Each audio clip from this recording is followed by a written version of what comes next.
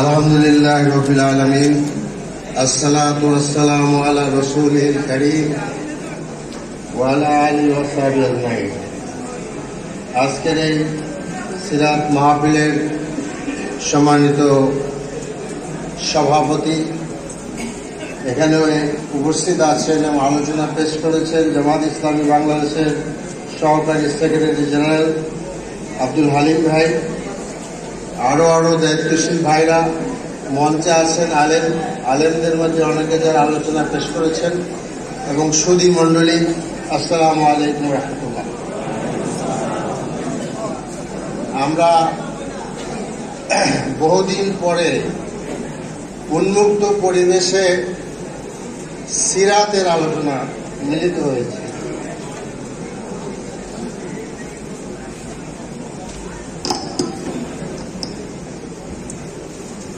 এই অবস্থায় আসতে আমাদের এক সাগর রক্ত পাড়ি দিতে হয়েছে। এই বাংলাদেশে আমি যখন ছাত্র ছিলাম, আমার মনে আছে, আপনাদের হয়তো মনে থাকার কথা, কেউ আমি জানি না, আমার এখন 70 বছর বয়স। এই আরমানিটোলায় আপনার মাঠে, তখন তো এরকম ছিল না, দেওয়াল ছিল না, খোলা ছিল। আপনার সিরাত মহাবিশ্ব হয়েছিল সাইদি সাহেব, আপনারা কেউ সেখানে ছিলেন কিনা আমি জানি না। আমি নিজে চকবাজার মসজিদে আমরা এটা আঞ্জাম দেওয়ার জন্য আসতাম আর কি, সারাদিন সেখানে থাকতাম। তো এরপরে তো আপনার রেসকোর্স ময়দান, যেটা আজকে সরাওয়ার্দী ময়দান, সেখানে সিরাত মাহফিল হলো 2 দিন ব্যাপী, এবং সাথে আপনার পুস্তক প্রদর্শনীর ব্যবস্থা ছিল। তো এই সমস্ত সেই জায়গায় আমরা ছিলাম। সাইদি সাহেব সারা দেশে অনেক মাহফিল করেছেন। আলুবাজারে একটা মাহফিলে আমি ছিলাম, মনে আছে। মাহফিলের মাঝখানে বৃষ্টি আসলো। সাইদি সাহেব বললেন যে আপনারা বৃষ্টিতে ভেজেন না, বলে যে ভিজি, তাহলে আল্লাহর জন্য বৃষ্টিতে ভিজতে পারবেন না, বসেন সবাই বসে গেল। তারপরে দেখা গেল যে সেই সাইদি সাহেবকে গ্রেফতার করা হলো। আপনারা জানেন, অনেকটা লম্বা কাহিনী।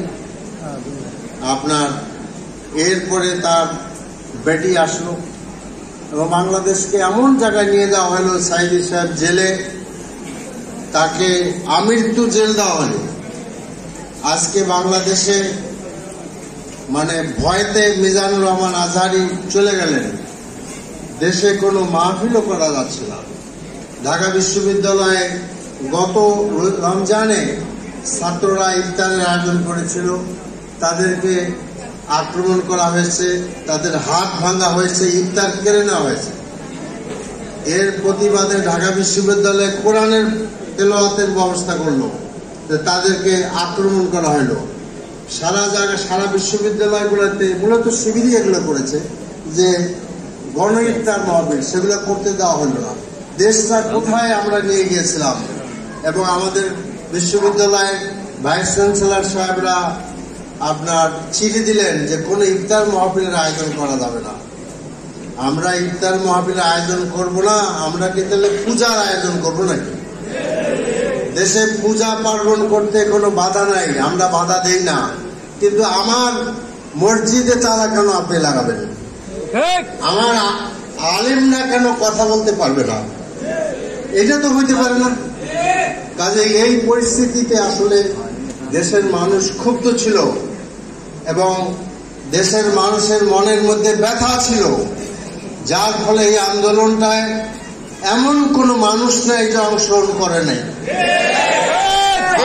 যদি এইখানে আর একটা বড় হলির হল থাকতো, এখানে কয়েক হাজার লোক হইত।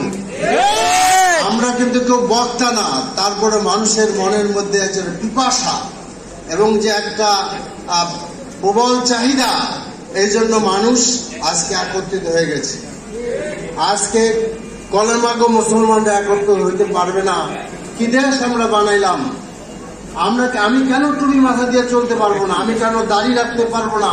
আমি মাদ্রাসায় পড়লে আমার চাকরি কেন হবে না? What is this? এটা কোন দেশ? কাজেই প্রিয় ভাইয়ের আমার, আজকে যখন সময় আমার কম, কাজে আমি যা বলতে চাইছিলাম বলা যাবে না। আমরা যখন সংস্কারের কথা বলছি আর কি, তখন আসলে রাসূলের কথাই বেশি আমাদেরকে আলোচনা করতে হবে। আজকে বাংলাদেশ শুধু নয়, সারা পৃথিবীর মানুষ যে আপনার আদর্শহীনতায় ভুগতেছে এবং যে প্রয়োজনের কথা বলছে নারী পুরুষ শিশুরা, এই আদর্শ থেকে তাদেরকে এই জঞ্জাল থেকে এই সমস্যা থেকে মুক্তি দিতে হলে রাসূলের আদর্শের আমাদের প্রয়োজন। এবং মানে রাসূলের আদর্শ যদি আমরা গ্রহণ করি তাহলে ইনশাআল্লাহ আমাদের শুধু মুসলমানরা না, অমুসলমানরাও ভালো থাকবে। কারণ আল্লাহ তার রসুলের বিধানে অমুসলিমদেরকে তার ধর্ম পালনের অধিকার দেওয়া হয়েছে। আপনারা জানেন যে এই পর্যন্ত প্রায় 1000-এর মতো লোক আপনার শাহাদত বরণ করেছেন এবং প্রতিদিনই নতুন নতুন খবর আসছে। হয়তো এখনো বহু লোক আছে যাদের খবর আমাদের জানা নাই। দেশের হাসপাতালগুলোতে আহত লোকদেরকে ভরা, কারো হাত নাই, কারো পা নাই, কারো চোখ নাই। আমি আস্তে আস্তে ছবি দেখছিলাম, একজনে ফেসবুকে ছবি দিয়েছে, 2টা ছবি, ফুটফুটে একটা ছেলের ছবি আর কি, এত সুন্দর, আর তার পাশে একটা ছবি, তার একটা পা নাই।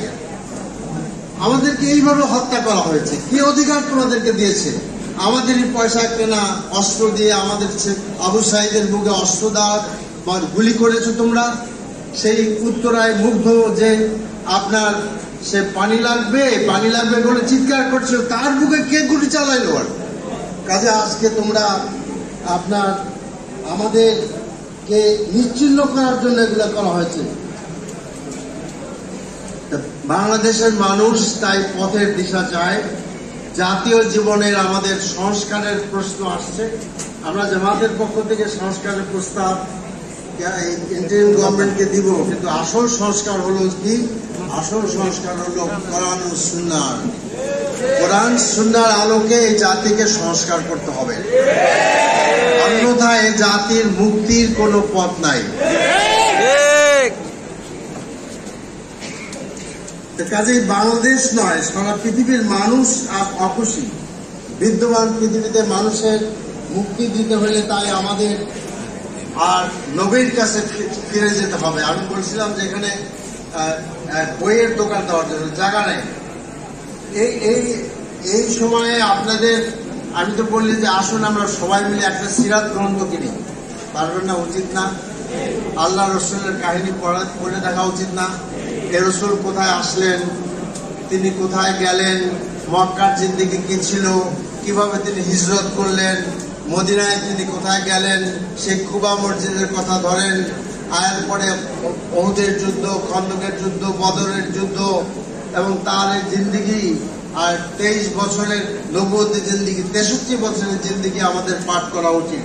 তাই আমি আপনাদের কাছে দরখাস্ত পেশ করবো যে আসুন আমরা সিরাত উপলক্ষে প্রত্যেকে একটা সিরাত গ্রন্থ কিনি, নিজে পড়েন, ছেলে মেয়েদের পড়ান।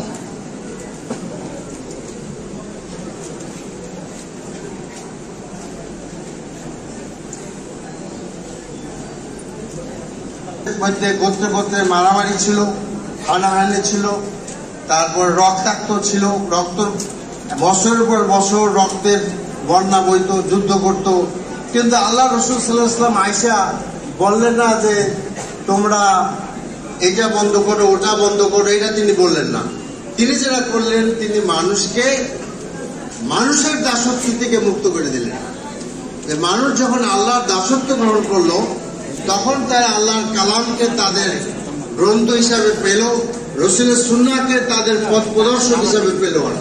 তখন মানুষের সমস্যার সমাধান হয়ে গেল। কাজেই আজকে বাংলাদেশে আমরা যদি আমাদের দেশের সমস্যার সমাধান করতে চাই, আল্লাহ রসুল যেভাবে মক্কার লোকদেরকে পাহাড়ের উপরে উঠে তিনি আল্লাহর দিকে আহ্বান করেছিলেন, ঠিক তেমনি ভাবে আমাদেরকেও বাংলাদেশের মানুষকে আমাদেরকে আল্লাহর দিকে আহ্বান করতে হবে। কি বলেন, ঠিক না?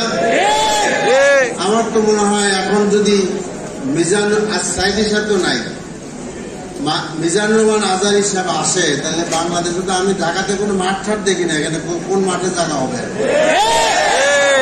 তো কাজেই মানুষের মন ইসলামের দিকে যাইতে চায়।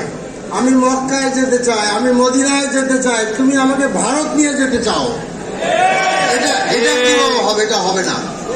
কাজেই আমাদেরকে নির্যাতন করে, আমাদেরকে গুলি করে মক্কার পথ থেকে আমাদেরকে বিরত রাখা যাবে না।